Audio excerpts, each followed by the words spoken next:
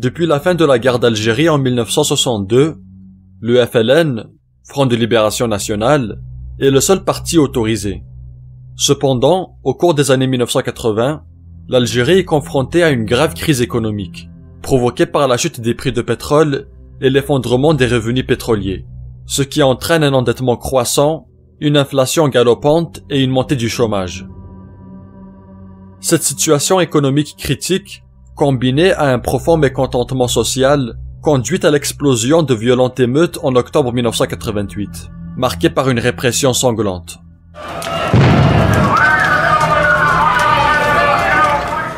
C'est dans ce contexte de crise économique et politique majeure que l'Algérie s'ouvre pour la première fois au multipartisme. À l'aube de la démocratisation de l'Algérie, la société civile est traversée essentiellement par trois courants politiques. Le courant démocratique, le courant islamiste et le courant panarabiste. En raison du chevauchement de leurs agendas politiques, les courants islamistes et panarabistes se confondent lorsque le pays traverse des phases de transition ou d'incertitude. Leurs divergences n'apparaissent qu'une fois la menace de la démocratie écartée. Leurs ennemis historiques demeurent les berbéristes. Ces deux courants, largement majoritaires, sont représentés respectivement par le FLN et le Front islamique du salut, un parti politique fondé en 1989, militant pour la création d'un État islamique en Algérie. Outre ces deux partis légaux, les terroristes des groupes islamiques armés, ou les GIA, constituent un autre acteur de premier plan.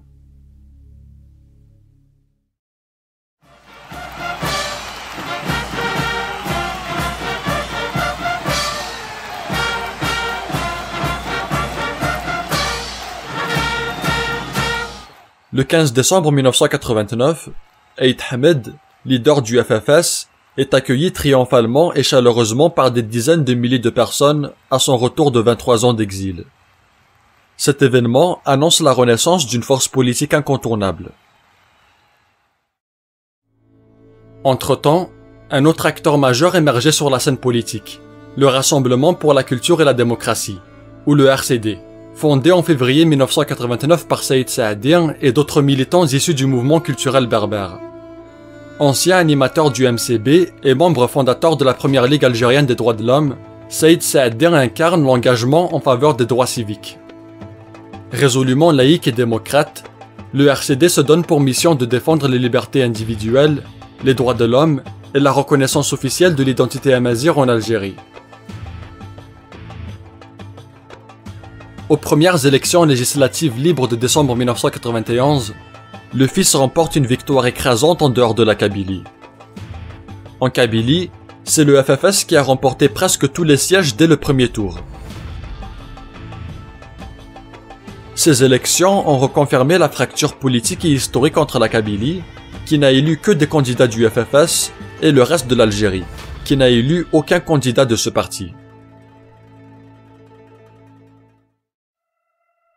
Suite à la victoire du FIS, les élections ont été annulées, ce qui a plongé l'Algérie dans une période de violence qui a fait plus de 200 000 morts, et dans des conditions étranges que la propagande officielle impute invariablement aux islamistes.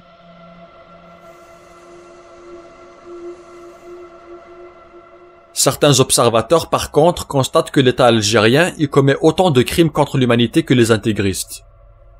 Quant aux disparus, l'organisation humanitaire Human Rights Watch a accusé le pouvoir d'avoir fait disparaître au moins 7000 personnes. Dans son réquisitoire sur les droits de l'homme en Algérie, l'Union européenne, en 2001, a sévèrement critiqué l'Algérie, qui n'est pas respectueuse des droits de l'homme et de la démocratie. Les militaires algériens, effrayés par la victoire électorale des islamistes en 92, ont mis en place une stratégie radicale pour les empêcher d'accéder au pouvoir. Des enquêtes journalistiques suggèrent que les GIA, auteurs d'attentats terroristes qui ont tué des dizaines de milliers de civils algériens, ont dès le début été infiltrés et manipulés par le pouvoir. Les généraux militaires algériens ont infiltré le groupe par le biais de Jamel Zeytouni, un agent des services secrets algériens. Jamel Zeytouni va prendre la tête des GIA en octobre 1994. À partir de cette date, les GIA, qui sont censés combattre le régime, retournent leur violence contre la population. Cette stratégie consistait à choquer le peuple algérien afin de décrédibiliser dans ses yeux le fils. C'est rare dans l'histoire des peuples qu'il y ait une rencontre entre un homme et son peuple. Moi, je pense que l'Algérie a une chance. C'est arrivé avec Boudiaf. Excusez-moi de l'émotion. C'est arrivé. Et pour ça, le combat de Boudiaf continue. La démission du président algérien Chadli Benjedid, démission annoncée tout à l'heure en direct à la télévision algérienne. Et j'espère. Le 11 janvier 1992, le colonel Chadli Benjedid, président de la République, est déposé.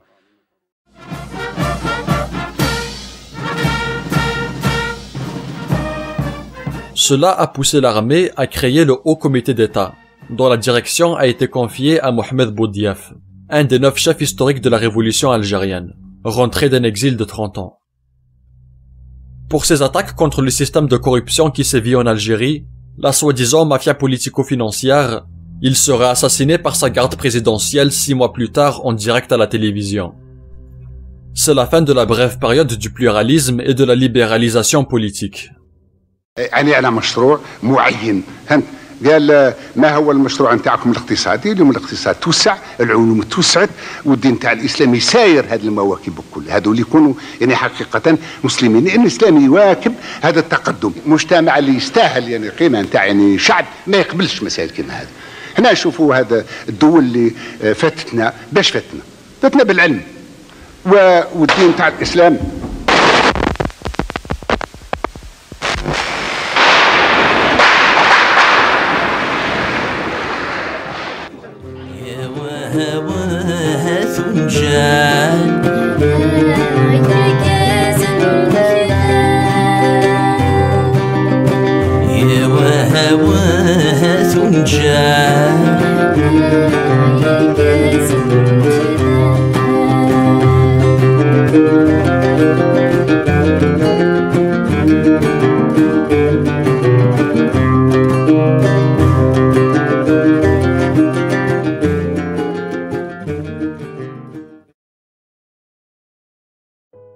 De la fin août 1994 au 29 avril 1995, les écoles en Kabylie sont paralysées par un boycottage scolaire.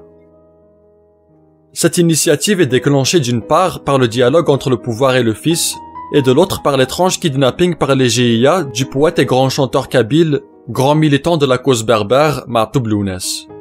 Il sera libéré quelques semaines plus tard. Il a déjà échappé en octobre 1988 à une tentative d'assassinat par un gendarme ayant tiré sur lui une rafale de mitraillettes dont il s'est remis péniblement. À cette époque, on assiste à la militarisation de la Kabylie par le régime.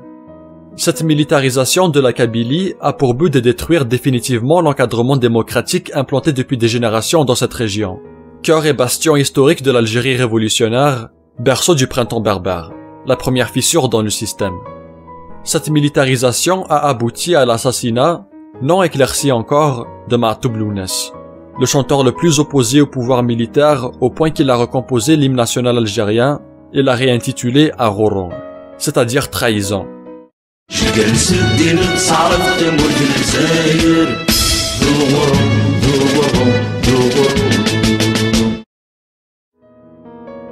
Il est assassiné le 25 juin 1998.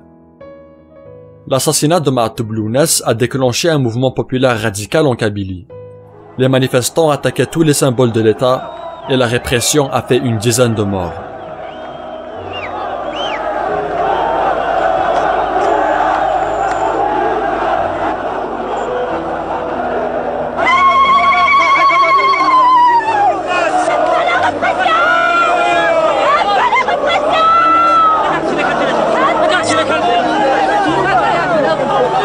Je suis venue pour voir Ma'toub pour la dernière fois dans septembre.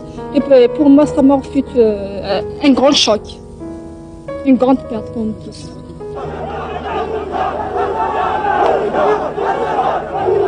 Ils ont blessé une personne.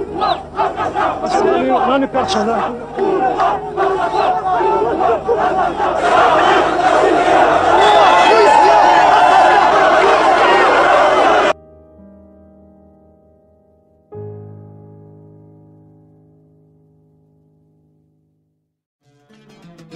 En Algérie, l'illusion de changement est la façon radicale de ne pas remettre le système en cause. Il y a eu en 10 ans, de 1990 à 2000, 5 présidents de la République, 9 premiers ministres et plus d'une centaine de ministres. Mais les parrains, eux, sont toujours là. Ils pérenniseront le statu quo tant qu'il n'y aura pas de révolution démocratique qui permettra une refondation totale de l'État policier en un État de droit. Et cet État ne peut être que fédéral. Sa construction nécessite un soutien de la communauté internationale et plus particulièrement des principaux pays défenseurs des droits de l'homme comme le Canada et les pays scandinaves, ainsi que les ONG comme la Fédération internationale des droits de l'homme, Amnesty International et Human Rights Watch.